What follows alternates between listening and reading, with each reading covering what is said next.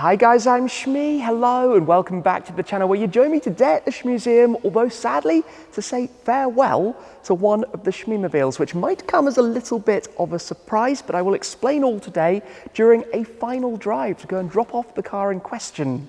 Now, there have been a few recent additions to the collection: the Lamborghini Huracan STO, the AMG GT Black Series, the C63 AMG Black Series, an old Renault Clio, my old Vantage Roadster. So the collection has grown quite significantly since moving here to the Shmuseum to have the available space. But unfortunately, sometimes it doesn't make sense to hold on to every single car as much as I would love to overall. So I have chosen, I am afraid to say, to sell the Porsche 718 Cayman GT4, which might come as a surprise, but today I will explain all. Now, before we get fully to the GT4, and you might be a bit confused by this very spontaneous decision I have to add to sell this car after only 6 months, but I'd like to go through effectively the what, why, when, how, and explain it all and the logic behind this with something very exciting at the end of the tunnel to tell you about also. But in the meantime, very quickly, we have a visitor you might have seen over on the Shmuseum channel, my friend's Porsche 911L from 1968. He's recently purchased this here in the UK. It's going to be heading out to the United States. These were originally US spec only cars. You can see the orange or the amber reflectors that you have. There were 499 of them back in 1968 with the uprated 130 horsepower engine, top speed of 131 miles an hour, and it looks beautiful. This green paint over the tan interior is stunning, and to be honest, it kind of makes me keen to add something like that to the collection. It's a beautiful, beautiful car, and very different, of course, to the modern Porsche that we're going to be saying farewell to today. Now, you can see this is quite different to how you last saw it. It has been unwrapped. The midnight purple has been removed, which I did significantly prefer, I must admit, to the Carrara White. This is a lovely spec, the white with the gold wheels, but I certainly was a big fan of the purple. The guys at Dove actually added PPF back to it. It's been done beautifully, much better than it was before. You might remember the disastrous PPF job that this car actually had initially when I picked it up. Well, now it's in a much better shape. If we come around towards the back, of course, we have also had to remove the JCR exhaust. It is all back to stock specification, back to exactly how it was when I collected it, but with many more miles on the clock. In fact, I bought it a touch over 6,000 miles. It's now got just shy of 10,000 miles, and I didn't expect to do so much driving with this car. In fact, I thought I might own it for about 12 months, and I thought in that time I might then just about get it towards 10,000 miles. And obviously that's quite a big psychological barrier with a car like this when you know you're going to be selling it eventually. And when I say when you know, of course, I had and still have high hopes of a successor to this, which we can touch on in a moment as well. So I've done a lot of miles. I feel like this might be cliche YouTuber given what I've done with the car. I wrapped it, I put an exhaust on it, I took it over to the Nurburgring, I did a road trip with it, but I've enjoyed this car so much when I've been doing that I feel like I've compressed my ownership experience of the 718 GT4 into 6 months, having done everything that I'm intending to do with it. Now, my plans had been basically from now on till the end of the year to be largely out of the country, to be in the US for a while, to be in the Middle East for a while, and then with the hope of something in early 2022, that would then be going for sale in the middle of winter, which would make precisely 0 point. If you know anything about the values of these kind of cars, they fluctuate through the year. They are highest at the times of year when people can actually drive them, and here in the UK, with our horrible weather in winter, it makes no sense at that time of year. So the long story short is I inquired what the car might be worth. I received a pretty strong offer on the car, and I said to myself, you know what? Sometimes it just makes sense. And while I'm sad to see it go, in the time I've owned that car, we've also had the arrivals of the M3, the GT Black Series, the Vantage Roadster, the Clio, the STO. Is that it? That might be it for now. Point being that the collection has grown very quickly. Sometimes I feel like I might be jumping in a bit over my head as well and need to almost just take a check, take a quick step back, and if that means saying farewell to a 718 Cayman GT4, there are certainly worse things, I suppose, in life. I can't complain because I have been able to enjoy driving the car, enjoy sharing the adventures with it. And as I say, today, we're basically going to be taking this over to the Porsche dealer. So it'll be a last drive. It's not too far away.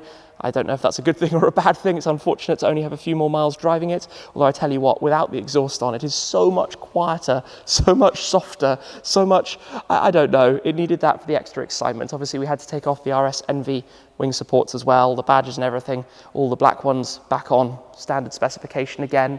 But a lovely car, honestly and truly, one of the very best driver's cars, I think, out there in the entire world. And I'll stick to that opinion. The GT4 is really and truly something very special. But another thing, I suppose, that prompted this decision, which I think will surprise you, because I guess it doesn't really make sense, is that after I had done the Nurburgring laps with the GT4, obviously I was there about a week later with the AMG GTR Roadster. Now, it probably shouldn't be the case, but I'm not going to lie, I significantly more enjoyed the laps in that. And it might be the simple case of I had a lot of traffic with the manual gearbox in the GT4, and that kind of detracted a little bit from the experience because there was too much to think about. But I love the AMG GTs. So while the GT4 is an epic English countryside, rural road, you know, out for a blast type drive, manual gearbox, you can rev it out. I've just had the fun with it, just had the fun, and it's time now to say farewell. So I need to get set up, take all the documents and things with me, and we'll head out for a quick run with this. But I do want to tell you a little bit more as well about some future plans, so stay tuned. We'll get back here and touch on other cars that aren't here in the garage that some of you might be confused about, other cars for the future that get asked about far too often, and what might succeed this. There is something I'd like to show you with the Senna before we go anywhere that is very cool, but just a quick note, I'm not wearing my sunglasses indoors because I think it's cool or because I think I'm out in Miami again, but rather because my eye is still a bit unwell. Now let me come and show you this though. As you know, I'm a big fan of model cars. There are many stored over there that are going to be on display here in the Shmuseum, but this is the first of 6 1/64 scale models with Tarmac Works Mini GT, the McLaren Senna in the exact Shmeemobile specification.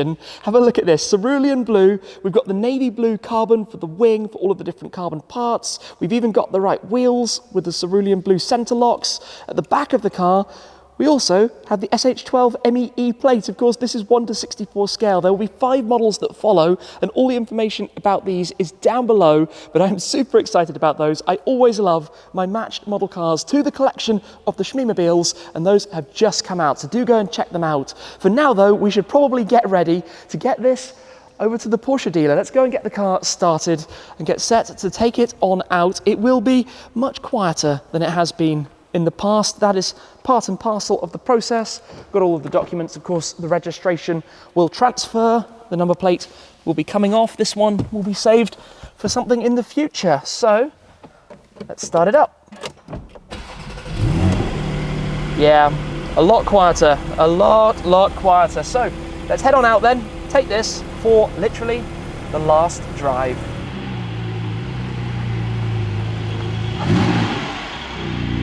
I'm not gonna lie, I am certainly gonna miss this car. There is something very, very nicely balanced about the way Porsche made the 718, the GT4, and the Boxster, the Spider version, of course, as well. Everything just sits in perfect harmony with itself, from the way it drives, the steering feel, the weight of the car, the chassis, the power. It's not the fastest thing in the world, but it's not supposed to be the fastest thing in the world. It has the lovely rev match downshifts. Just ring it out a little bit, enjoy some of the revs, and it's all round a perfect car.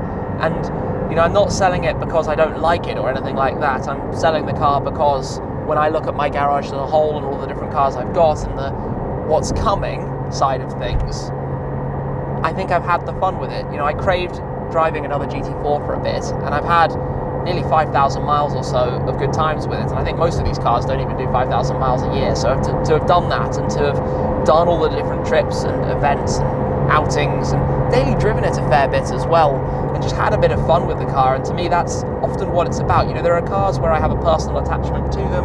I bought them from new and had the whole story of the car myself, and that makes it a little bit more attached to me and to my garage. But then there are other cars like this where I spontaneously saw a used car for sale and said, yeah, why not? Let's just buy it and have fun with it. And the other thing, if I can be completely open and honest about it at the moment, is that the car market is so high at the moment that this car's actually going for more than I bought it for. And having had some fun and being able to get out of a car a little bit up, kind of makes you say, actually, that's a pretty good move. And as a businessman at the end of the day, I can't really resist it. And that's not flipping, because, you know, I didn't buy it with the intention of making money on it. If I wanted to, I'd have done no miles and made a little bit more as a result. But it's definitely an appeal. It's definitely a factor, an element of it. It's actually fascinating how much quieter it is. I would thoroughly recommend that any new owner of this car puts a JCR exhaust on it.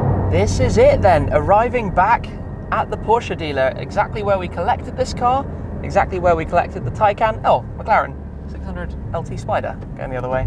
There are a few dealers around here. It's a very convenient place with lots of the different car companies. And I suppose the last 100 meters or 50 meters in the GT4 as we arrive here at the dealer. We've been here on video a number of times. Is that the Turbo S exclusive series in the showroom? The bronze that you can see there. Very cool, very, very cool. So we'll work out where to park this up, go and say hello. And that'll be the end of this little chapter with the GT4. We've been inside then to do all of the paperwork. The plates are now off, taking those off. I keep all of those, and in fact, that will make for a really cool display in the Shmuseum in the future, because I have the plates from every previous Shmeemobile, I believe, pretty much. One or two perhaps exceptions. Looks a little bit odd without a rear plate, but it will now go back onto effectively its regular registration, ready to head to a new home. It's a sad feeling always to sell a car, especially a car you enjoy driving quite so much. But I have some ideas for the future, and we will talk more about those when we get back. Basically, a few more bits of paperwork, I think, just to sign up to complete the transaction. And then, yeah, that's it for now. Farewell, 718 GT4. Back at the Shmuseum, but one fewer car now in the Shmeemobiles, one fewer car in the collection. But before we talk about what's going to supersede it, what will be the replacement coming up next, I want to touch on a couple of other Shmeemobiles that I see a lot of you guys asking me about. There are a few cars in particular where there are frequently questions about where they've gone. The first, or perhaps least frequent of those, is the Ferrari GT4 Lusso, which I sold just shy of a year ago. It was about this time last year that the Lusso V12 departed the garage, and I made the odd call to, I guess in some ways, replace it with the Porsche Taycan, to use this in the way that I previously used the Lusso. Of course, I have the intention to add another Ferrari V12 to the garage before too long. I talk about it all the time. One day it will happen, and of course I'll let you know when I'm ready and when that is going to be the case. Another car, similarly, not too many people ask about, but certainly see some questions, is the Toyota GR Supra. I had the A90 edition. I also sold it probably just over a year ago. I'm actually in contact with the new owner of that car, which is quite cool as well. He might come and visit at some point, and obviously the Toyota GR Yaris has arrived in the garage since. But the car where there are by far and away the most questions asking me, where is it, is the BMW M8 competition. Now, when I went to BMW M, to the home of M, the M studio, to announce that I had ordered an M3 competition, I said that the M8 competition was going to be departing. The reason for that is that the car I had was based in Germany. I had a left-hand drive car on a German registration, because up until the end of last year, I'd always spent a lot of time in Germany. I was originally supposed to get the M8, I think back in March last year, just when everything was blowing up. I didn't end up picking it up until June, which meant that by the time the end of the year came round, with all of the new travel restrictions, lockdowns, things to do with the virus and all of that stuff, and everything else that was going on, basically meant that I didn't really have the car for all that long. I never got very attached to it, because I knew it wasn't going to work out longer term. And in fact, this year I have spent very little time in Germany, I think like 2 or 3 weeks. So keeping a car there permanently, as you could probably understand, became completely pointless for my life and the way I've been going about things. So the M3 arrived here in the UK, right-hand drive car, UK registration, and I'm sure there'll be another BMW arriving in the garage in the future, but that's where the M8 went. As fun as it is to joke that we sent it to space to go even higher than the Tesla Roadster and everything Elon Musk has been up to, no, it just left the garage at the end of last year, and that's pretty much all there is to it. So now you know, if you didn't already. A car for the future that a lot of people ask about, the TVR Griffith. What is the story with the TVR Griffith? Because I don't generally include it in my garage update videos. And the reason for that is I don't know anything. Nobody knows anything. It was first presented 4 or 5 years ago. There's a factory, maybe something's happening. I still hold hope that there might one day be a TVR Griffith here in the garage. In reality, I suspect that's probably not very likely, so I don't really have it at the forefront of my mind. I'm just basically assuming it's not going to happen. If it happens, great, there'll be a Griffith here in the collection, but let's kind of like put that one to bed because it's not really worth clinging on to. I don't know what, when, where, why, how, who. Just got to roll with it. It will happen or it won't. Now, another thing obviously to talk about is the GT4 Successor, the GT4 Future. Well, a little birdie tells me there might be a GT4 RS in the pipeline. That's been a car I've very much lusted after since I've seen the first prototype models blasting around the Nurburgring, I think actually last year, and a car that I'm following the story of very personally or closely myself and would obviously love. But that might not be it. If I were to find a very suitable 718 Spider based on the Boxster, the convertible, as a road car, which is much more how I've been using the GT4. I mean, as I said earlier, out of all of the different cars and their different purposes, the GT4 for me was much more suited with the manual box compared to the GTR Roadster as a road car. That would make the Spider something really quite interesting as a car to enjoy, although time of year, it's not the right time to buy a convertible, as I said earlier, here in the UK. Weather is awful at this time of year and lots of silly toys all around. So let's just sit back, wait and see. Obviously the Emira comes next year, a very similar segment, similar performance, price point, manual gearbox, mid-engine setup. Mine will be with the 3.5 litre supercharged V6 and the manual box in the first edition. So that will be right at home, very much GT4 segment. But really, I'm just going with the flow, just going to see what happens. I said that the charger here has just clicked, which means the Taycan has just reached 100%, which is always very convenient, and it's not even lunchtime yet. And that's why charging, running an EV as the daily out here has actually worked really quite well for me. So yes, that's pretty much it. The GT4 is gone. The fun adventures, the memories, everything that I've been lucky enough to do with that car over the last couple of months, but now onwards towards a new home. Don't forget also, we have these lovely tarmac Mini GT models of the McLaren Senna. These are available now. The information is down below if you'd like to find out about those. The first of 6 different cars we're going to be doing. So expect to see some of the others coming up in the not too distant future as well, if you're keen to check those out. Eventually I will have those and lots of my other models all in a proper cabinet on display here at the garage. In fact, we're making some good progress with the plans for everything that's going to be happening down towards this end. For now though, I've gone on for far too long. Thank you very much for joining me, guys. Thank you for being part of the GT4's adventure and for, I hope, joining me for the things that are to come in the future. For now though, the last couple of months have been crazy, lots of new additions. I don't think it's too bad if one car ends up departing from the garage. It means, as of now, I think there are 18 cars, and I've owned, interestingly, 42 cars in my life. I have a list, 42. So I own currently just about half of the cars I've ever bought, which is, I think, quite a bizarre statistic to not have sold many of them, really, at the end of the day, including the younger years. For now, though, sorry for talking for so long. Thank you for joining me, guys. Thank you for your support, as always. It's really appreciated, and I'll see you again very soon. Cheers.